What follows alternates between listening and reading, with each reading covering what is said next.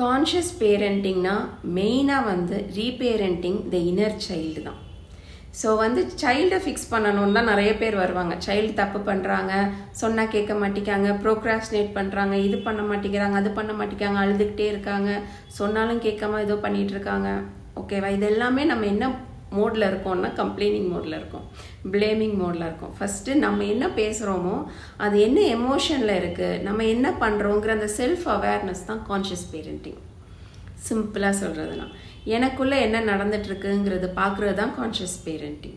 So conscious பேரண்டிங்கில் வந்து நான் என்ன சொல்லிக் கொடுப்பேன் அப்படின்னா, மெயினாக இன்னர் சைல்டு ஹீலிங் சொல்லிக் கொடுப்பேன்.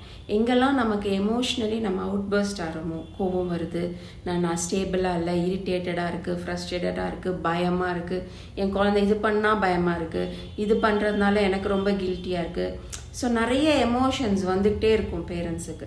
அந்த எமோஷன்ஸ் வந்து வரும் போகும் வரும் போகும், ஆனால் நம்ம அதை டீல் பண்ண மாட்டோம், சப்ரஸ் பண்ணிடுவோம். ஒரு நாள் வரும், அப்புறம் 1 வீக் ஒன்றுமே இருக்கா, திருப்பி வரும். ஸோ அந்த சேம் பேட்டர்ன்ஸ் தான் ரிப்பீட் ஆகும். இதில் நிறைய இருக்குது படிக்கிறதுக்கு.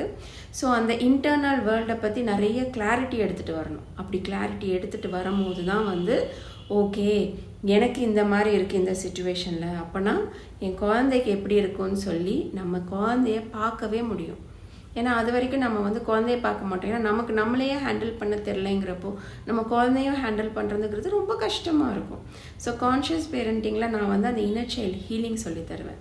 அதே மாதிரி நம்ம ட்ராமா, நம்ம எங்கெல்லாம் வந்து சண்டை போடுறோம், நம்ம எப்போல்லாம் ஃபைட்டில் இருக்கோம், எப்போல்லாம் ஃப்ளைட்டில் இருக்கோம், அதாவது உங்களை நீங்களே அப்சர்வ் பண்ணி எப்படி வந்து நீங்கள் க்ரோ ஆகிட்டே போகலான்னு நான் சொல்லி தருவேன்.